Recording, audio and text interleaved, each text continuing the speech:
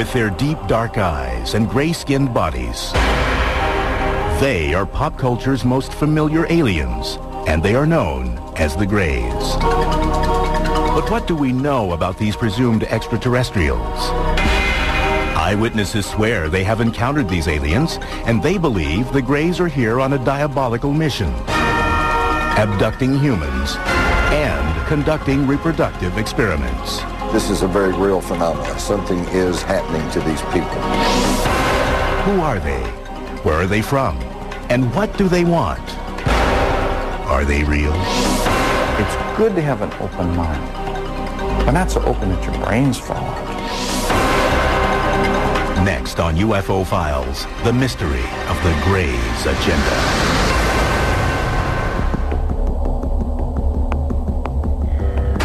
The Greys. They are depicted in books, magazines, and in the movies. They are commonly described as being about 4 feet tall, with huge bald heads that sit on gray, frail, hairless bodies. These creatures have small noses, or no noses at all, slits for mouths, no ears or visible reproductive organs, and very distinctive eyes. They come to a point, not actually a point, but they just come up like almonds, big almonds. Almost a black, dark brown. They're dark. Those who maintain that extraterrestrials do exist often portray Greys as the bad guys of the alien world. The Greys, from what I know, are just like the worker bees. When they come and get you, they come and get you. They took time out of my life and replaced it either with a blank spot or with a scary memory. If there are Greys or any other alien species, and they're here, what do they really want? What is their agenda? An effort to create an offspring race that perhaps had the best qualities of humanity and the best qualities of these alien beings. Many ufologists, people who routinely research alien sightings, claim that Greys have been visiting Earth for thousands of years. Records, they say, exist as petroglyphs, cave drawings, and prehistoric artwork. All around the world, we have these stories of beings coming from the heavens to Earth, star beings, whether it be the Hopi Indians in North America, all these, South American cultures, the Mayans, the Aztecs. All around the world, there are these stories of gods visiting ancient man. 6,000-year-old artifacts have been found in what was Samaria, modern-day Iraq. Interpreters of the carvings have said they depict servants or helpers of their gods. Many of the artifacts that they've left us resemble what we would call today a modern-day gray alien. Large bulbous head, large eyes, spindly limbs, very thin bodies. Historically, UFOs or aliens go largely unmentioned again until the dawn of the modern era. It is in the 20th century that the Greys' agenda begins to take shape. According to the UFO community, since then and to this day, there has been an obvious and persistent increase in encounters with the Greys. One of the most surprising claims made by some in the UFO community is that during World War II, Hitler and the Nazis were actually in collusion with the Greys. They say the aliens gave the Nazis advanced weapons technology used during the war. Since the Second World War, literally hundreds of people have claimed experiences with the gray aliens. The number reported, the quality of the reports, the similarities of the reports, and the fact that many of these reports can be substantiated under hypnosis lends very compelling strength to the idea that this is a very real phenomenon. Something is happening to these people. No official record for alien encounters or abductions exists.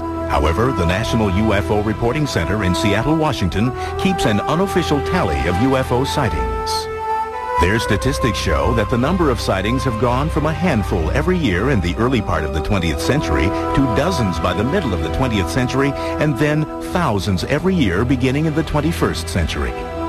Well, it seems that the whole business about alien abduction really dates from the Cold War. Back when there were UFOs, unidentified flying objects being spotted, and there was all these international tensions after the Second World War. According to UFO believers, the Greys first made contact through the much-debated 1947 crash in the desert outside Roswell, New Mexico. The Roswell story is that a rancher named Mac Brazel came into Roswell and told a story to the newspaper about how he had found some strange debris. And from that incident, the Roswell incident, we've now got an elaborate story that many of the American public think is a story of flying saucer wreckage and perhaps little alien greys whose corpses were scattered about, some of whom may have survived alive and are hidden away at some secret facility. The official U.S. government position? A large spy balloon went down at Roswell, not an alien spaceship. It was part of a secret project designed to detect emissions from Soviet nuclear tests. Ufologists believe otherwise. The Roswell story has been debated by a lot of people, but one thing that we know is that something came down about 75 miles north of Roswell Army Airfield in the summer of 1947. This was investigated by the 509th Bomber Unit's Chief Intelligence Officer, who was Captain Jesse Marcel. We know that some of this debris was taken back to the Army Air Base. We know that Marcel and the Army Air Base commander, Colonel Blanchard, thought that this was material from a flying disc. And we know that they thought this because a press release went out immediately announcing that the U.S. Army recovered one of the infamous flying discs that was in the news at that time.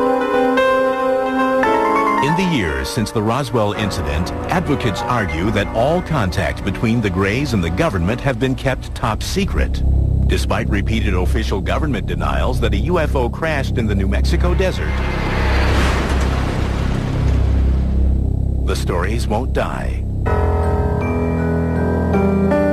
There are now more than 400 individuals on the public record who said, I was there, I picked up pieces, I saw pieces of wreckage, I saw the craft, I saw the bodies. So Roswell is simply a question of belief. Who do you choose to believe?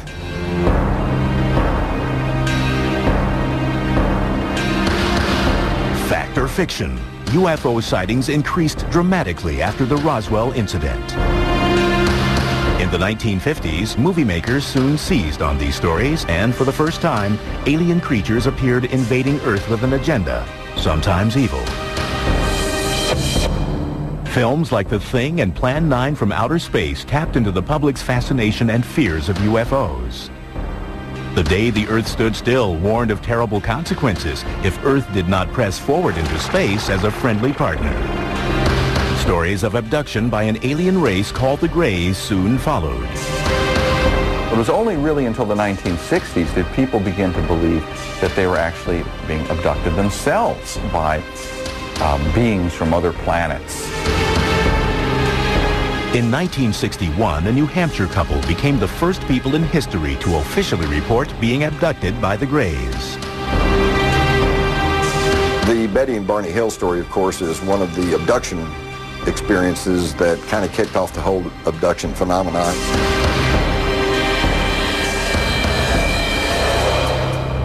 When we come back, Betty Hill, in her last on-camera interview, recounts what the Greys did to her and her husband. I didn't know where they were from, but I knew they were not from this planet.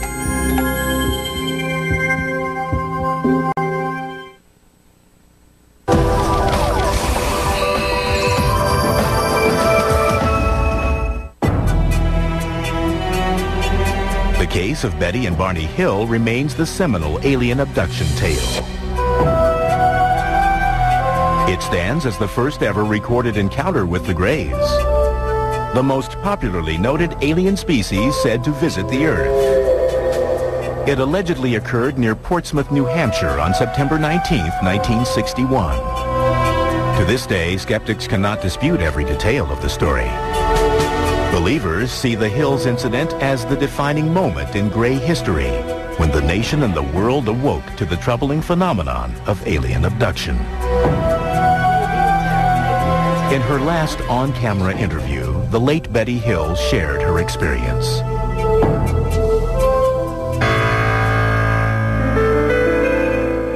My husband Barney and I are returning from Montreal, Canada. We're traveling down through the White Mountains of New Hampshire when we suddenly spot what we thought was a new star in the sky. And as we watched this,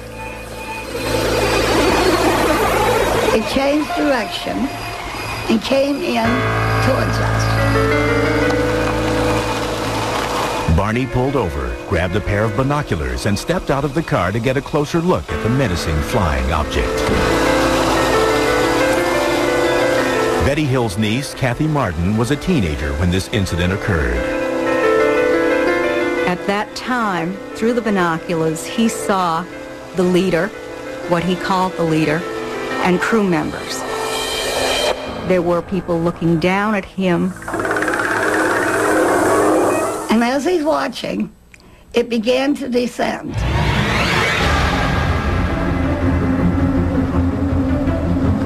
And at this point, he became frightened and ran back to the car, yelling that they were trying to capture us. She was screaming to him, "Barney, you damn fool, come back here. Get back here." They sped off. A short while later, they heard a buzzing sound. They turned onto a logging road and stopped. There was a roadblock, and there were people in the road. The people approached the car, and they realized at that point that they were not human, that they were the people that Barney had seen in the UFO. This is where their memory lapsed. The next thing they fully consciously remembered was they were driving down the highway again, and they proceeded home. When the Hills noticed the time, they realized that about 2 hours had elapsed that neither of them could account for. That was just the beginning of a mystery that would soon unravel. For nearly 2 years after their experience, the Hills had troubling nightmares. They went to several medical specialists and eventually were referred to Dr. Benjamin Simon, a highly respected Boston psychiatrist and neurologist with an extensive background in hypnotic therapy. Dr. Simon told us these UFO people had caused us to have amnesia. And Dr. Simon removed the amnesia so that we could remember clearly all that had happened. They took us on board the craft, their craft, and we were taken into separate rooms. They were very human looking. They had 2 arms, 2 legs. The only difference basically were the facial features. The noses were very, very small. Almost no nose. Small lips, small nose. They examined my eyes, ears, nose, throat, skin, hair, and all. And then I was put on a table where they scraped my skin in an attempt to find out if our skin was alike or different. Hill says an alien conducted sexual experiments on them. They took semen from Barney. Betty may have had eggs extracted. He tried to insert a needle-like instrument in my navel, which caused pain, so he stopped doing it. And I was grateful for that. Years later, Betty Hill produced the first alleged eyewitness depiction of the Greys since ancient drawings and carvings. They portrayed the alien leader who showed her a tantalizing clue to indicate where they came from. I asked him where he was from, and he showed me a star map.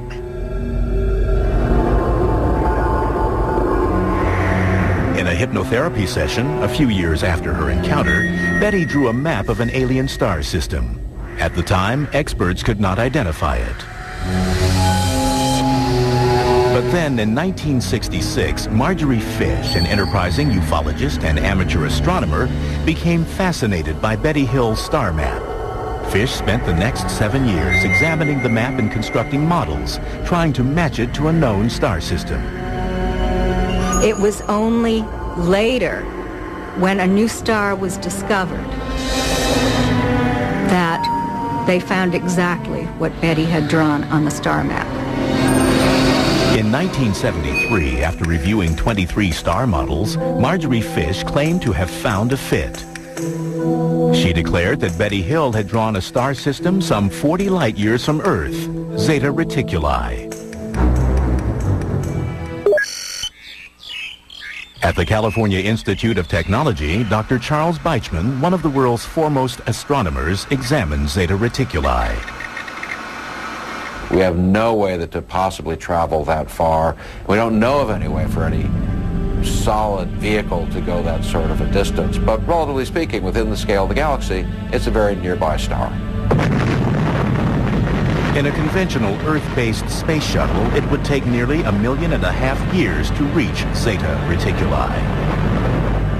In addition to his duties with the California Institute of Technology and the Jet Propulsion Lab, Dr. Beichman is a leading member of NASA's Origins program. Their mission is to probe space for signs of life. He concedes that life is possible in the universe, maybe even on Zeta Reticuli. Here we're looking at the two stars in the Zeta Reticulum system, about 40 light years away. The binary stars could well have planets around stars like this. The system is old enough that, in fact, you could have a stable life having evolved on any habitable planets in those systems. Again, prospects good. What do we know today? Nothing. With just tantalizing evidence, but no definitive proof that the Greys actually come from Zeta Reticuli, Betty Hill's case continues to be hotly debated. However, skeptics and believers can agree that since that night in September 1961, hundreds of alien abductions have been reported. Just as a disease is contagious, so can an idea be contagious and spread from person to person. Did Betty Hill really meet aliens from Zeta Reticuli? Did they conduct reproductive experiments as part of an evil agenda? Are the people claiming to have been abducted reporting the truth? They're dreaming with their eyes open. So they have these hypnopompic, or upon awakening, hallucinations. That's the tactile sensations, the lights, the buzzing, and especially the sense of presence. So many times the debunkers try to explain abductions as people simply mimicking and repeating stories that have been passed around over the years. Well, here's some people who had nothing to go by. Nobody had ever reported this, and yet their abduction experience is remarkably similar to what we hear from people even to this very day.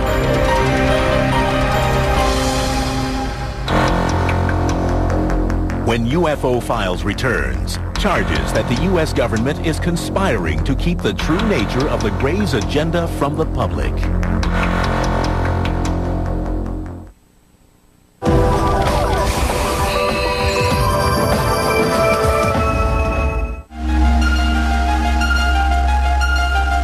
When the Betty and Barney Hill abduction story broke in the 1960s and was soon followed by many more, the general public became entranced with the idea that alien spaceships were visiting Earth and that extraterrestrials, known as the Greys, were abducting humans.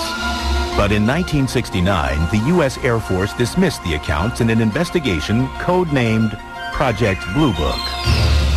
The report concluded UFOs constituted no direct threat to the United States, and reports of unidentified flying objects were the result of a mild form of mass hysteria, or, quote, war nerves. hoaxers, publicity seekers, psychopathological persons, and the misidentification of various conventional objects. There is nothing in the records which would indicate that we have been visited by any advanced civilization. With that, the U.S. Air Force declared the case closed. However, ufologists were not swayed by Project Blue Book then, and many still believe that the U.S. government has been involved in a cover-up of cosmic proportions since the Roswell case. It really has to be said that Blue Book was nothing more than a PR effort by the Air Force to explain away UFO phenomenon. I think early on in the 40s and 50s when they began to learn, they meaning the government, that UFOs, extraterrestrials, were probably a reality. I think it scared them to death because, number one, they feared public panic, disruption of the social systems, religious systems, and they were loath to admit that they could not control the skies over the nation.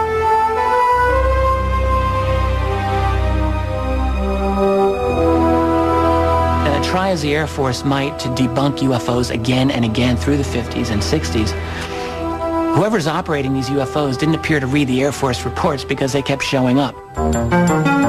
Ufologists argue that Project Blue Book cannot account for a large number of cases. Out of 12,618 UFO reports, 701 remain unsolved. One of the most intriguing unsolved cases took place at Holloman Air Force Base, New Mexico in 1964. According to the story, an alien spaceship landed at the base. Several Greys emerged and were greeted by U.S. military personnel.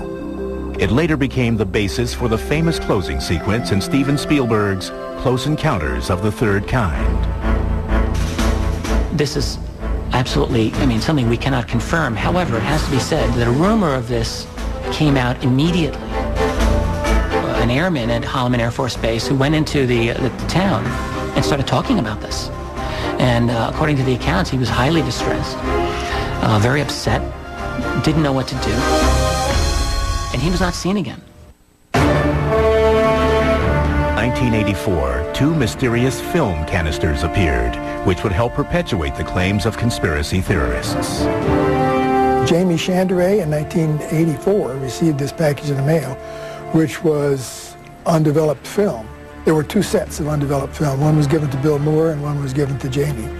And he, in turn, released this to the world, and it was an 8-page memo signed by Harry Truman. Known as the Majestic 12 or MJ-12 documents, they suggested that on July 9, 1947, President Harry S. Truman appointed 12 high-ranking military and national security personnel and authorized them to conduct a covert mission, a top-secret research and development intelligence operation responsible directly and only to the President of the United States. The large number of documents that I've been able to accumulate very clearly show that we have a covert program to keep from the public the recovery of a large number of crashes that include the recovery of extraterrestrials. The Majestic 12 documents detail 4 types of spacecraft that the aliens use. They include disc, cigar, circular, and triangular-shaped crafts. But most intriguingly of all, within the pages of the MJ-12 documents, there is, for the first time in history, acknowledgement of alien beings that are known as the Greys. In these official-looking papers, they are called Extraterrestrial Biological Entities, EBEs. There was a special operations manual called Extraterrestrial Entities and Technology, Recovery and Disposal. And in that manual, there was a 1-page description of 2 different types of extraterrestrial biological entities. EBE Type 1 is said to be, quote, humanoid and might be mistaken for human beings. They are bipedal, 5 to 5 feet 4 inches in height, and weigh 80 to 100 pounds. Cranium is somewhat larger and more rounded. The eyes are small, wide set, almond-shaped. EBE Type 2 is said to be, quote, 3 feet 5 inches to 4 feet 2 inches and weighs 25 to 50 pounds. Skeptics, however, claim that the MJ-12 documents are an elaborate hoax. These were bogus. These were dummied up documents somebody made using an old typewriter and finding a signature off of a genuine Truman document and cutting and pasting and re-photocopying. And they're obvious and provable forgeries and fakes. If these are faked, it is what you call an inside job, and that is a government job. Someone who had access to information that was restricted at the very least. Even more mysterious papers emerged in the 1980s with riveting new details about the Greys. The Dulce papers, perhaps, were the most sensational. Released in 1987, they allege that the U.S. government is actually in collusion with the Greys in exchange for highly advanced technology. These unsubstantiated documents allege there is an underground facility somewhere in the New Mexico desert where the Greys are secretly enacting their evil agenda. They're using us for breeding because they have fertility problems. We don't know how they reproduce. We know they don't have genitals. Those who subscribe to this theory say the Greys abduct young, pregnant women. Then within the first 3 months, first trimester, the pregnancy spontaneously just terminates. There's no bleeding, there's no spontaneous abortion, there's no regular abortion, there's none of that, and all of a sudden, it stops. Believers say the extraterrestrials extract the unborn child from the victims and use them for their alien-human hybrid program.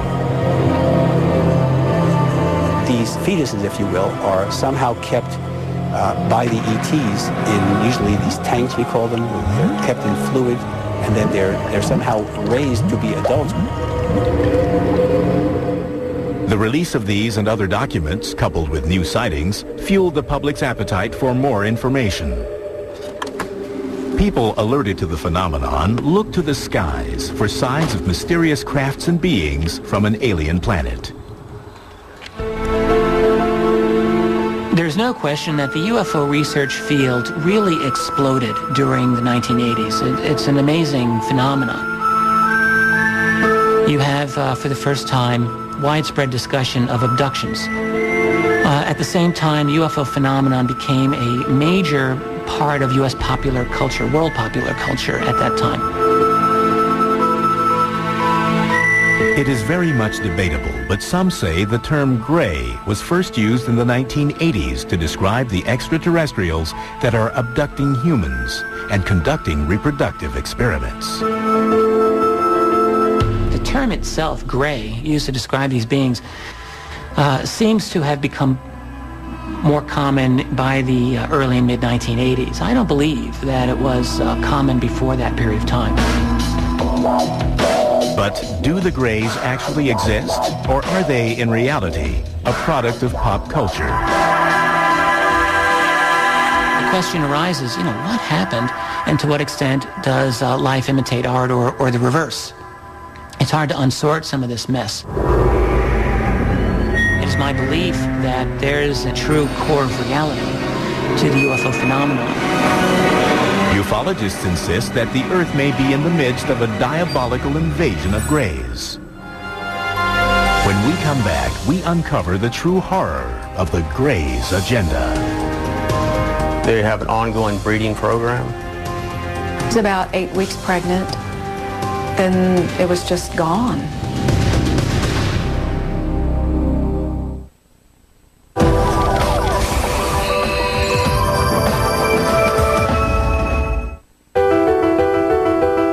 As the 21st century unfolds, the numbers of alleged gray alien abductions, according to members of the UFO community, are rising. There is no way to verify these numbers, but one unofficial poll conducted by the Roper organization puts the number of alien abductions at 4 million. I think that the problem a lot of people have with the Greys in general is that they don't believe in UFOs to start with. So therefore, they're not going to believe in something like abductions. But if you were to acknowledge the reality of UFOs as something non-human, suddenly the reality of something like Greys is not all that outrageous, it seems to me. Eyewitnesses who swear they have encountered Greys are the primary source for all the information about these extraterrestrials. They report some commonalities that may reveal the true nature of the aliens' agenda. There's always a light that comes from nowhere. It's either like an amber or a blue. Then the frightened abductees report being surrounded and paralyzed by the alien creatures. They're not just making you immobile. They put you almost in like a comatose state.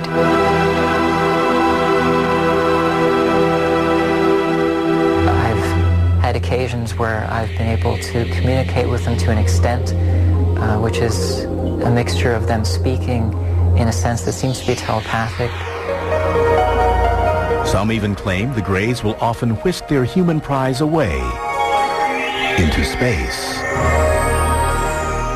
And you find yourself in, for lack of a better word, an alien environment where there's lots of light, everything is very... Poetic is almost the word to use to describe the environment because it feels very surreal. Abductees say that once on board, the Greys perform medical examinations, which some describe as being extremely painful. There were experiences which to me suggested that there was a biological, reproductive element of my experiences, and that's commonly widespread. So I'm not ashamed in reporting that. If the Greys are actually here, what's their real agenda? A lot of people think that they're coming to totally destroy us, and some people think that, and some people think that there are others coming to help us not be destroyed.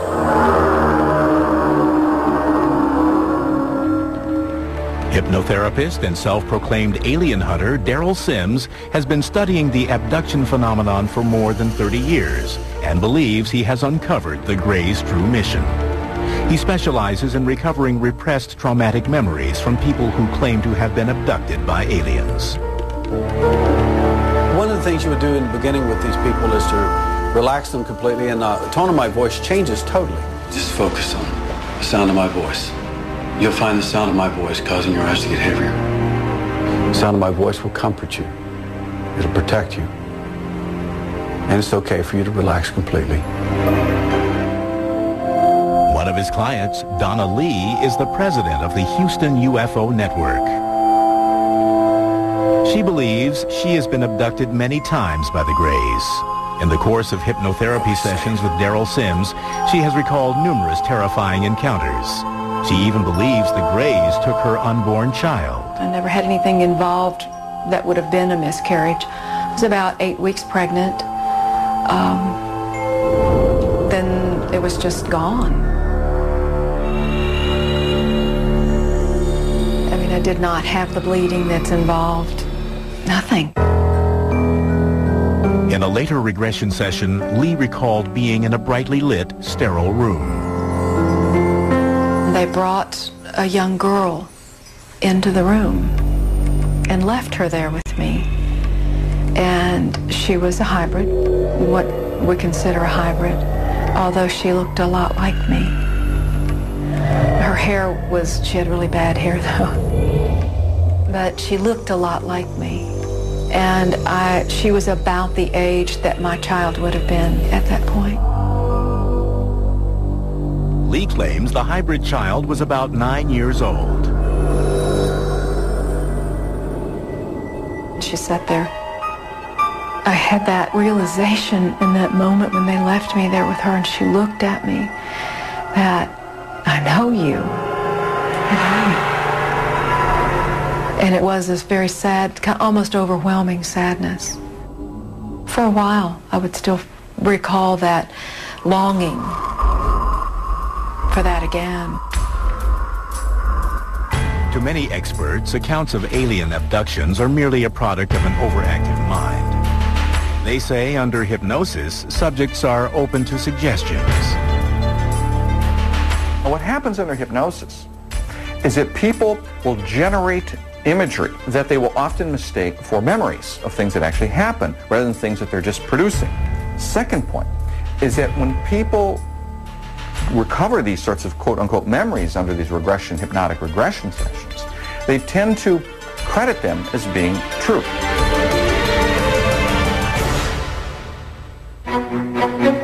When we return, the results of a Harvard University study conducted by a team of psychologists surprises skeptics, angers believers, and sparks a controversial debate. To write them off as fantasy is a dire mistake.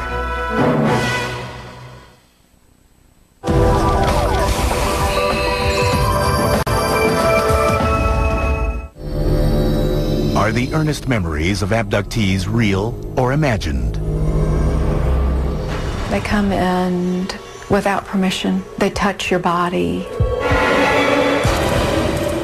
They take your children. You want to scream, but I mean, my mouth is open and nothing has come out. It's paralysis, but walking paralysis.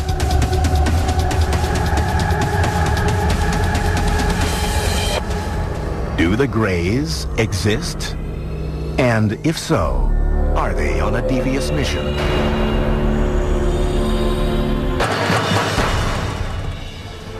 In 2003, a team of psychologists from Harvard University believed they found the answer.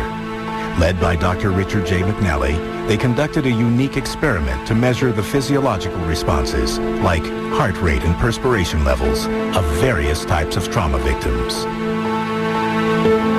We wanted to see whether people who've recovered memories of space alien abduction would show the same reactions, post-traumatic-like reactions, as do real trauma patients.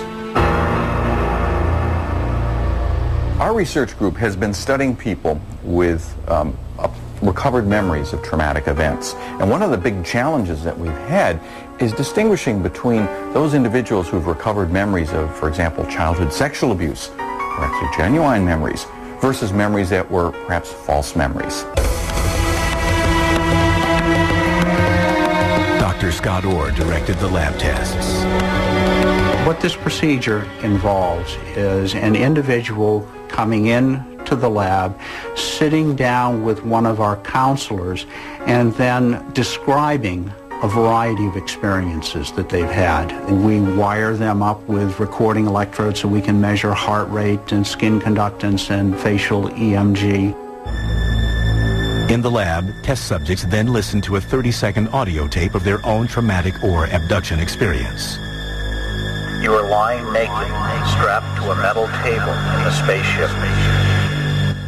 There are alien beings hovering over the table. They are staring at you with their large, dead, black eyes. You are absolutely terrified.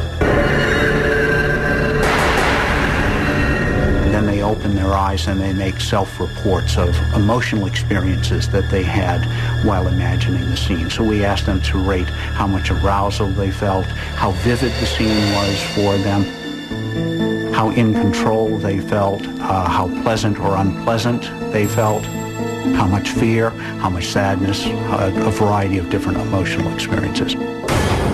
The Harvard psychologists found that the alien abductees exhibited a high tendency of a personality trait called absorption. Absorption is this ability to generate vivid imagery.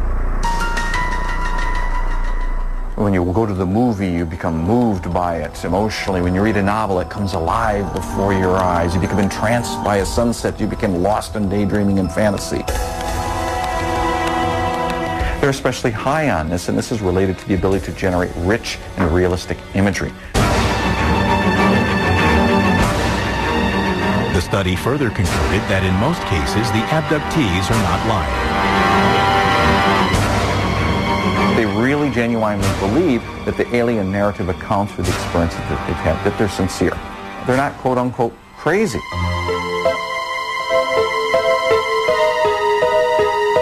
Now, these particular events are sleep paralysis episodes. These things are really normal events. They don't indicate pathology. But what happens during rapid eye movement sleep, REM sleep, the stage of sleep when we do most of our dreaming, we're entirely paralyzed. When you combine all of these things together, you have yourself a space alien abductee. However, a former McNally test subject believes the Harvard study is fatally flawed.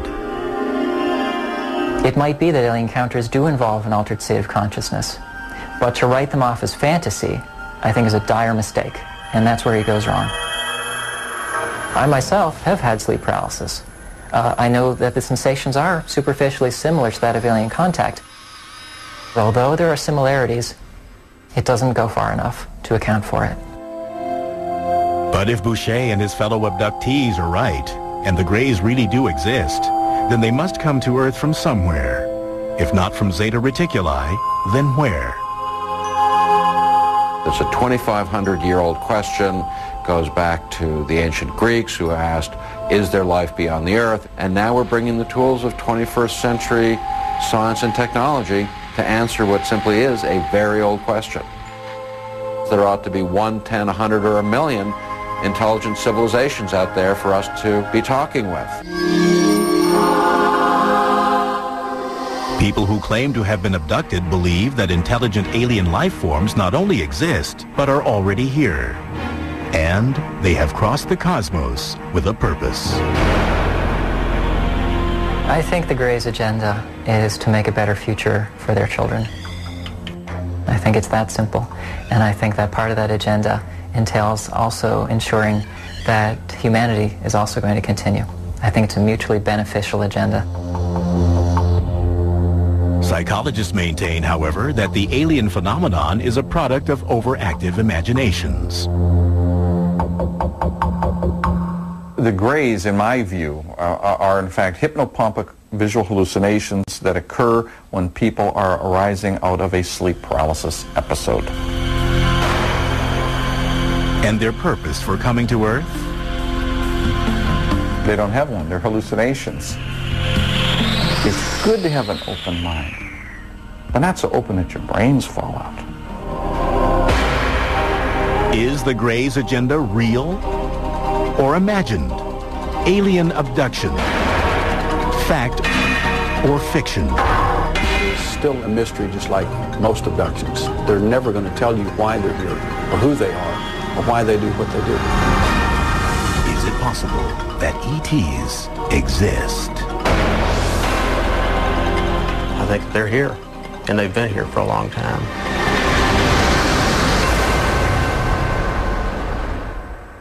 Next episode of The Revolution. It's important to remember that France is in this conflict not to secure American independence. France is in this conflict to humiliate the British Empire and to slice off a major part of the North American Empire. Join The Revolution, Sundays at 10, only on the